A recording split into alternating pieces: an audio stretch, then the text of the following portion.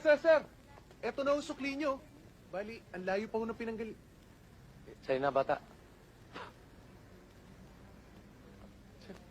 Salamat ho!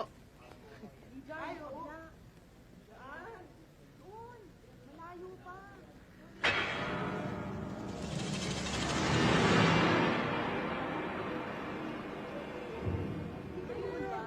Ayon kay Mrs. Tanyada, madalas daw kayo magkasigawan sa telepono ng kanyang asawa bago nangyaring krimen. Yang Kiling, SOP na sa amin ni Mr. Tanyada yon. Sino ba naman sa mga businessmen ang hindi nagtatalo? Pero ni minsan, hindi kami nag-away ng dalawa. Mabuting customer si Tanyada. At nakapangihinayang na mawala siya sa akin. Kaya't palagi ko siyang pinangangalagaan.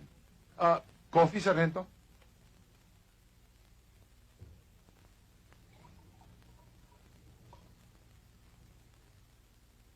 Thank you. Wala ba kayong nalalamang taong nakagalit niya?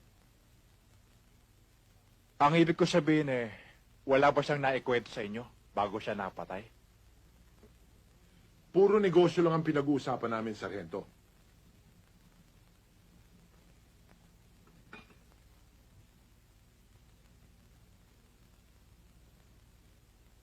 Napakasarap ng kapeng ito, Senyor De Ocampo. Padala sa akin ng asawa ko yan mula sa Amerika. Kaya pala masarap. Nahuli kasi. Cervantes, sa lahat ng mga alagang tuta ni De Ocampo, itong isang to, nakakatakot kung makatingin. Sir, ang sakit niyo namang magsalita. Mali ka nga naman, pare. Alam mo kasi, ang tuta, nakakatuwa pag tumingin. Pero pag ganyan nakakatakot na, bulldog na tawag dyan. Anong tinatawa-tawa niyo? Ha? Huwag kayong magtataka kung mapadalas ang pagdalaw ko sa inyo. Dahil sa napakasarap na kapeng ipinatikim mo sa akin. Kahit na 10 tasa araw-araw, Sargento. Open ka rito. Adios, Senyor De Ocampo.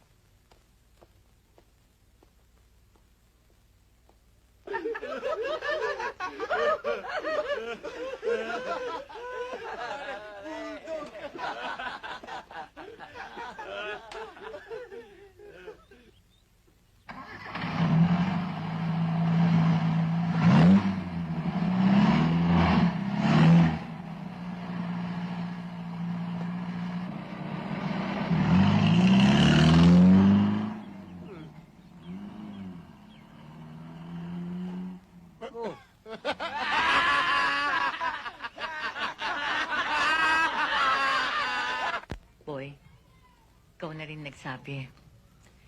Na sanay pumatay yung killer na sinasabi mo. Kaya mas malaking problema ang pwede niyang gawin kung hindi siya mahuhuli. Maaring masundan pa yung mga gawaing masama niya. Pero Nay, paano kung maipit ako? Nasisiguro ko hindi ka pababayaan ng kaibigan mong pulis. Alam niya ang paraan para hindi malagay sa panganib ang buhay mo. Baka ano pa mangyari. Paano na kayo? Marami nang dumating na masakit na pangyayari sa buhay ko.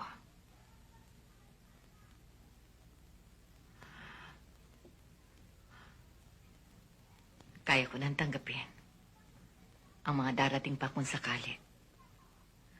Ang mahalaga ngayon, maibigay ang tulong na maaari nating gawin para sa ating kapwa.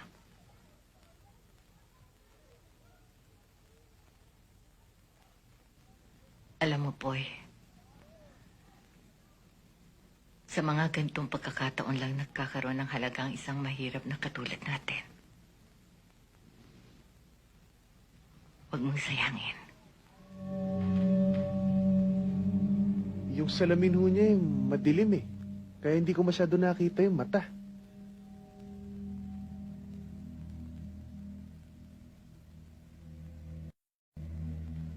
Yung ilong, katamtaman lang ang tangos niyan. Katamtaman lang. Ganyan nga ho, ganyan. Ayan, ganyan nga ho.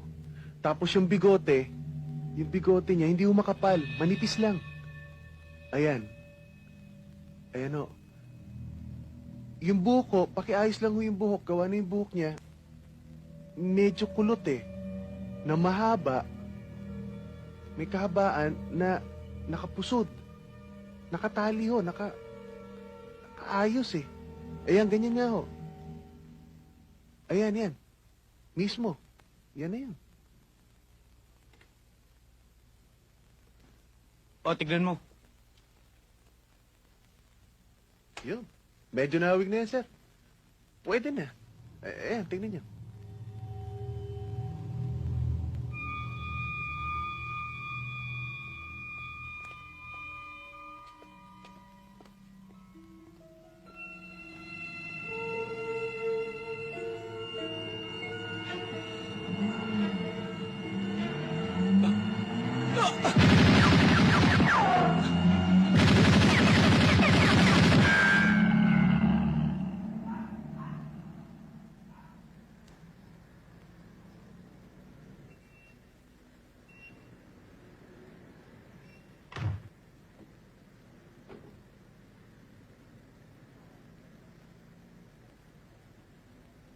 Dito ka muna pansamantalang titigil, boy.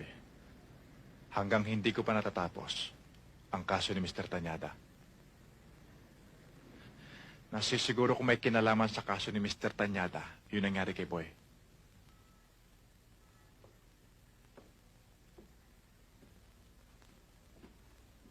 Nakapagtataka naman, pare. Paano nila nalaman na isang mahalagang testigo natin to si Boy? Samantalang nilihim naman natin to, di ba? Baka naman may ibang atraso ka, boy. Meron ka bang mga kaaway? Sir, wala. Wala ho.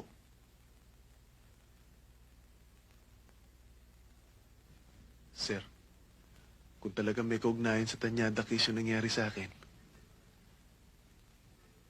di delikado rin kayo. Mag-ingat kayo, sir. Mukhang mabigat ang kalaban.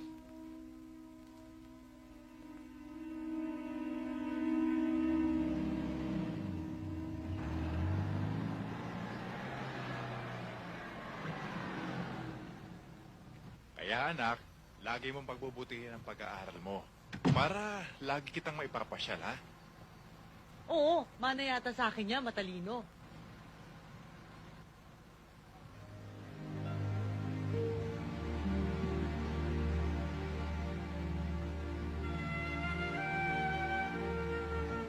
Ah, kaibigan ko. Mama, pakintay na lang ho ako, ha?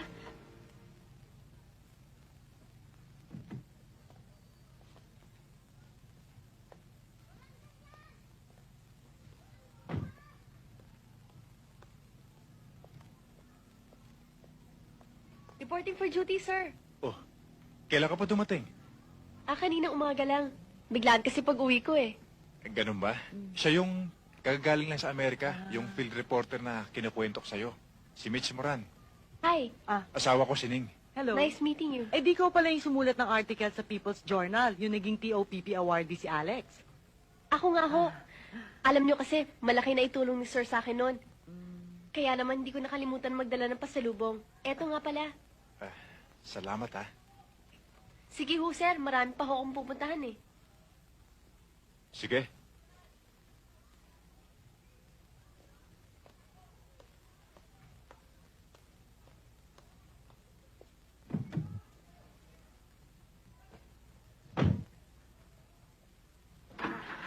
Saan tayo, miss? Kahit saan. Kahit sa impyerno.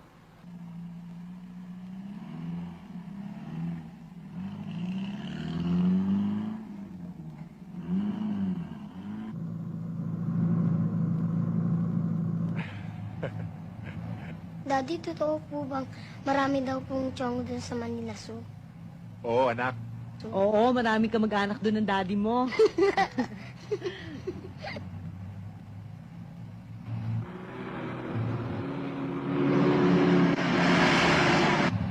Kapaling!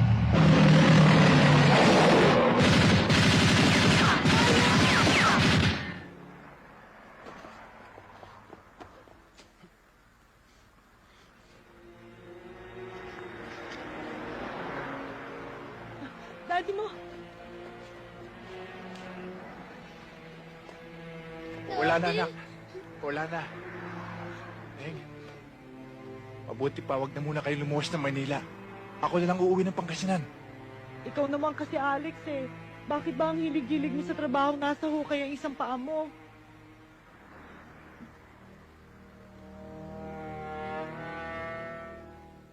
Por Diyos, por santo, yang kiling. Parang sa akin mo gustong ibintang lahat ng masamang nangyayari sa mundong ito. Tayong dalawa nag-umpisa ng laban, De Ocampo. Sa atin lamang dapat matapos. Kapag binadamay sa pamilya ko, sisingiling kita hanggang sa impyerno. Sargento, isa akong mabuting Kristiyano at hindi ko magagawa yung mga binibintang mo. Oh, hindi ka ba hihigop ng paborito mong kape?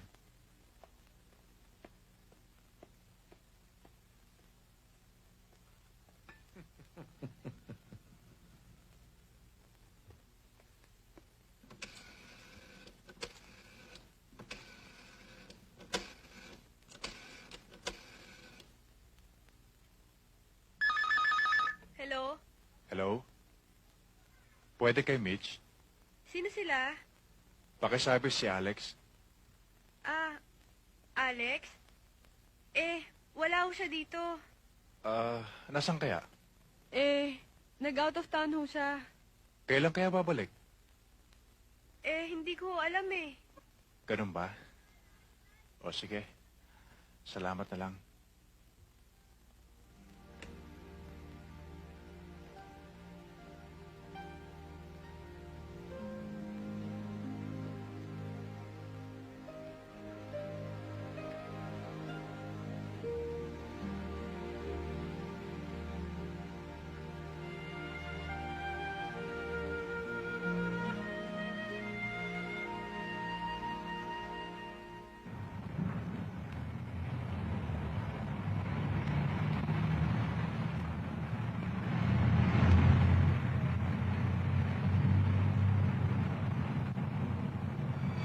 Tiger, come in.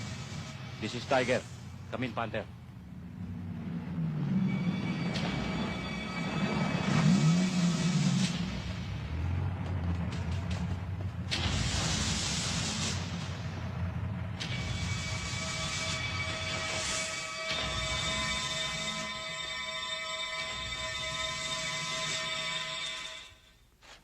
Hindi pa naman siguro malabo mga mata mo yang kiling.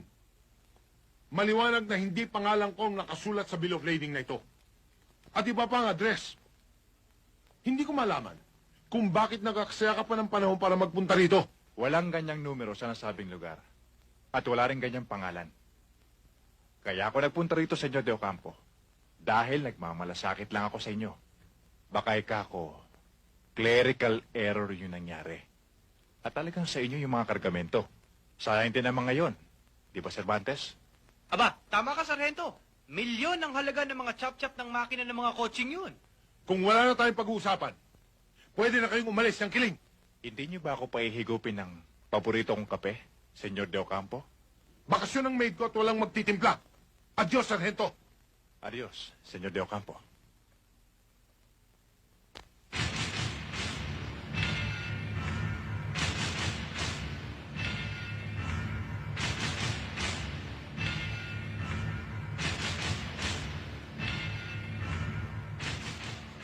Punyeta! May order tayo galing sa itaas. Huwag na raw natin pakialaman ang Tanyada case. Ano? Bakit daw, sir? Hawak na raw ng NBI at baka makagulo lang tayo. Pero, sir,